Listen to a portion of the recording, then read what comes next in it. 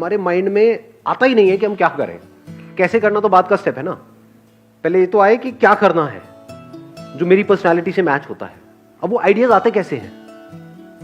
When we get expose to a particular kind of information, तब ideas आने लग जाते हैं।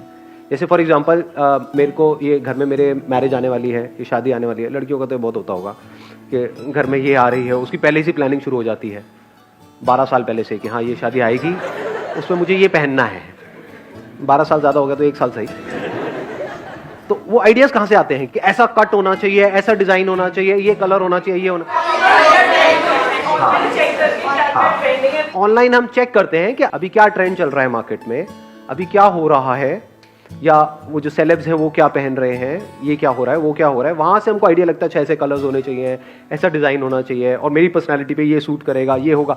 फिर हम कुछ इमेजेस निकालते हैं, वो ले जा करके उसको आप दिखाते हो, जहां से भी आप स्टिच करवा रहे हो, जो भी कुछ करवा रहे हो, उनको बोलते हो हाँ ऐसा कुछ चाहिए, फिर आप पहनते हो। तो अगर ध्यान से समझोगे आइडियाज कैसे आए, उसके बारे में जान करके, सर्च करके, या उसके बारे में जान करके। जब उस चीज के बारे में आपने जाना, तो इसको भी एक वर्ड में क्या कहेंगे? नॉलेज।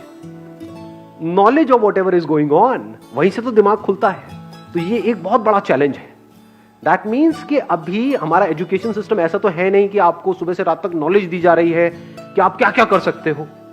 दिमाग को बड़ा किया जा रहा है एजुकेशन सिस्टम में, या छोटा किया जा रहा है? छोटा या बहुत छोटा, या उससे भी छोटा। मतलब सोच शुरू होती है नौकरी से, खत्म होती है नौकरी पे। स्कूल में गए, इसका मतलब नौकर बनने के लिए जा रहे हो। आपकी लाइफ का एम क्या है? नौकर बनना है जी।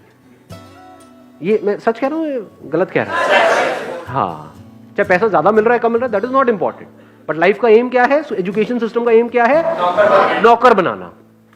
नॉट कि आपका दिमाग खोलना, नॉट कि आपको ऐसा बनाना कि आप नौकरियां जनरेट कर सको, नौकरियां क्रिएट कर सको। ऐसा नहीं है हमारा एजुकेशन सिस्टम। आपको सोचना नहीं सिखाया जा रहा है, बल्कि आपकी सोच को छोटा किया जा रहा है।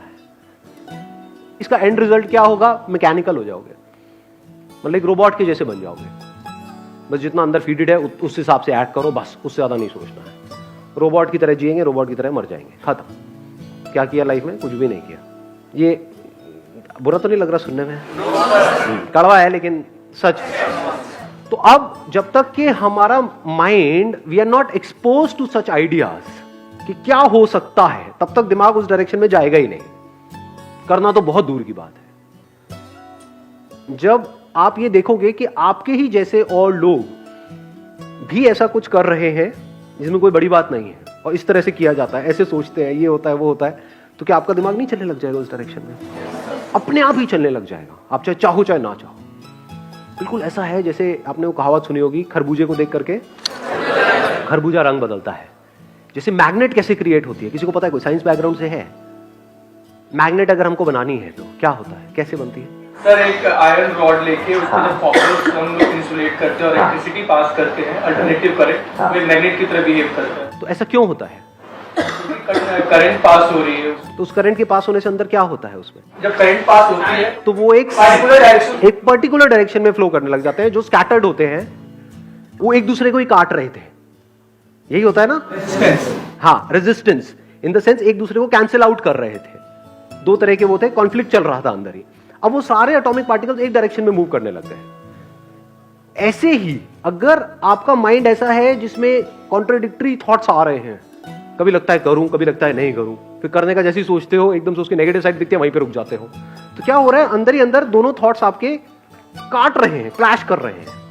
एक तरफ से करना बहुत कुछ चाहते हो, लेकिन जैसे करने की सोचते हो तो थॉट्स आकर के उसको काट देते हैं। नहीं, मेरे से नहीं हो पाएगा, ये तो बहुत मुश्किल है, ये नहीं हो सकता। समझ लो, कटता चला जा रहा है। लेकिन जैसे ही कुछ ऐसा होगा कि आपके थॉट्स एक डायरेक्शन में चलने लग जाए, यानी ऐसी इंफॉर्मेशन आपके अंदर जाए, जैसे करंट गया था ना उसके अंदर, आयरन के अंदर, ऐसे ही कोई ऐसी इंफॉर्मेशन जाए जो आपके थॉट, जो कॉन्ट्राडिक्टरी थॉट्स हैं, उसको अलाइन कर दे। वो इंफॉर्मेशन कहां से जानी चाहिए? किसी ऐसे सोर्स से जिसमें खुद में क्लैरिटी है। ऐसे लोगों के कॉन्टैक्ट में आप रहोगे जो खुद कंफ्यूज्ड है, खुद अल्ट्रा नेगेटिव है, कुछ करने की सोचते तक नहीं, और अगर कोई सोचता है तो उसको नीचे गिराने का उनका काम होता है। ऐसे लोग हैं हमारे आसपास में? नहीं, बहुत है जी, भरे पड़े हैं चारों तरफ, कि उनकी सोच से अलग जैसे ही आप कुछ भी सोचोगे, बात भी करोगे, तो बौखलाने लग जाएंगे।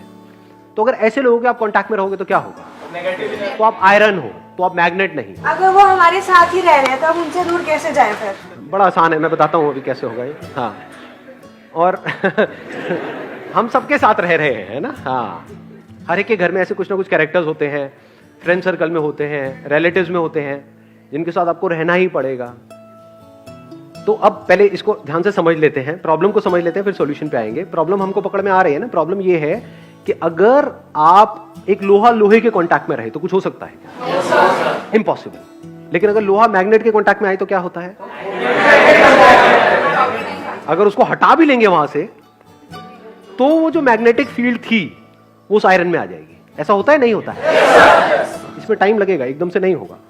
पर धीरे धीरे धीरे धीरे जैसे ही आप ऐसे किसी पर्सन के कांटेक्ट में आओगे तो फिर क्या होगा? धीरे धीरे, चाहो ना चाहो, आप भी वैसे नहीं बनते चले जाओगे। धीरे धीरे आप भी ऐसे ही सोचने लग जाओगे। कोई बंदा है, उसके दिमाग में बैठा हुआ है, मुश्किल है मुश्किल है मुश्किल है, उसके साथ रहोगे तो क्या होगा? सब कुछ मुश्किल लगने लग जाएगा। किसी बंदे के साथ में आप रहोगे, उसके पास में सुबह से रात तक इंडिया में जो भी कुछ हो रहा है उसकी बुराई करने के अलावा और कुछ है ही नहीं। सब बेकार है, सब बेकार है, ये भी बेकार है, वो भी बेकार है, वो भी अपना काम नहीं। तो ऐसे बंदों के साथ आप रहोगे तो क्या होगा? ये बोलने लोग हमारे साथ ही रह रहे तो फिर तब मैं आ रहा हूँ उस पर, आ रहा हूँ, मैं आपका दुख समझ पा रहा हूँ। What she's saying again and again is कि ऐसे लोग अगर हमारे साथ ही रह रहे हैं तो क्या किया जाए? साथ रहना और दूर रहने का मतलब क्या है? आज की डेट में साथ रहना और दूर रहना मतलब क्या? कोई आपसे हजारों किलोमीटर दूर है, आप उसके भी साथ रह सकते हो, और कोई आपके पास है, आप उससे भी दूर रह सकते हो अगर चाहो तो, बल्कि रह ही रहे हैं। आपके साथ में जो लोग रहते हैं, आप उनके ज्यादा पास हो, उनके साथ ज्यादा टाइम स्पेंड करते हो या अपने मोबाइल पे ज्यादा टाइम स्पेंड करते हो? आपके मोबाइल में जो भी कुछ है, वो जो भी दिख रहे हैं लोग, वो आपके पास है या आपसे दूर है? पास है या दूर है? फिजिकली दूर है, मेंटली पास है, और जो फिजिकली पास है वो मेंटली दूर है। तो पास और दूर एक्चुअल में क्या है? कुछ भी नहीं, वो सारे बैरियर्स खत्म हो चुके हैं। तो अगर आप किसी ऐसे पर्सन के पास रहना चाहते हो तो आप ऑनलाइन रह सकते हो? नहीं रह सकते। क्या आप मेरे पास हो या नहीं हो? एक्चुअल में हम दूर है, फिजिकली हम बहुत दूर हैं, और दूर ही रहे तो अच्छा है। मैं नहीं चाहता कि आप सब मेरे घर में आकर के बैठ जाओ। हाँ, दूर ही रहना चाहता हूं फिजिकली हमेशा के लिए आप सब से, ताकि मैं चैन से जी पाऊं। लेकिन साइकोलॉजिकली क्या हम एक दूसरे से पास है? नहीं है। क्या आपकी और मेरी थॉट प्रोसेस धीरे धीरे अलाइन हो रहे हैं या नहीं हो रहे? कितने हैं जिन्होंने मेरी ऑलमोस्ट सारी वीडियोस देखी है, बहुत सारी वीडियोस देखी है? बताना मैं सच कह रहा हूं या गलत कह रहा हूं, सही कह रहा हूं या गलत कह रहा हूं। अभी जो मैंने एग्जांपल दिया है मैग्नेट वाला, जब आपने मेरी वीडियोस देखनी शुरू करी थी आज से 1 साल पहले, 2 साल पहले, 3 साल पहले, तब आपकी थॉट प्रोसेस एक तरह की थी। आज आपकी थॉट प्रोसेस चेंज हुई है? नहीं हुई है? यस और नो? क्या ऐसा होता है कि मैं कुछ बोल रहा होता हूं और आपको पहले ही पता लग रहा होता है कि अब ये आने वाला है? इसका मतलब क्या हो रहा है? मतलब जिस तरह से मैं सोच रहा हूं उसी तरह से आप सोच रहे हो। ऐसा हो रहा है? मतलब हमारी थिंकिंग एक दूसरे से मैच हो रही है। वो क्यों हो पा रहा है? क्योंकि हम एक दूसरे के पास है, तभी तो हो पा रहा है। दूर होते तो कैसे होता? आ रहा है क्लियर? आपको आंसर मिल रहा है?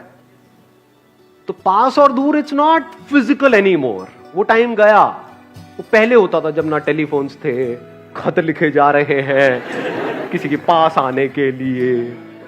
अब वो जमाना गया। अब तो पास और दूर कुछ रहा ही नहीं है, और एक्चुअल में पास और दूर का सारा खेल यहां पर है। तो अगर आप भी अपने आप को कुछ एक्स्ट्राऑर्डिनरी बनाना चाहते हो, उसका सिर्फ और सिर्फ एक तरीका है, you need to come in contact with such people. रख हासिला कि वो मंजर भी आएगा, प्यासे के पास चलकर खुद समुंदर भी आएगा। यूं जमीन पर बैठकर क्यों आसमां देखता है? अपने पंखों को खोल, ये जमाना सिर्फ उड़ान देखता है।